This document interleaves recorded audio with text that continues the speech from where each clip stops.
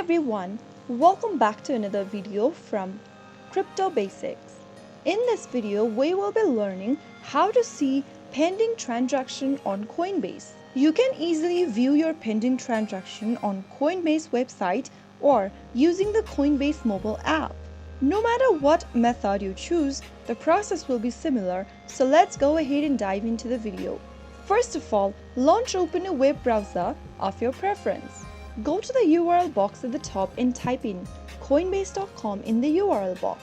Make sure that you're signed into your Coinbase account, like you normally do.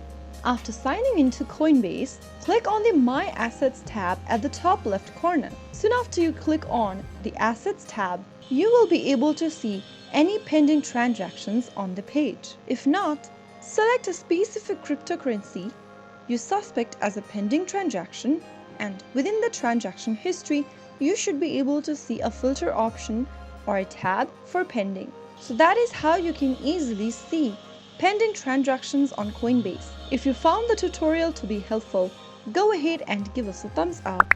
Don't forget to subscribe to the channel by hitting the subscribe button.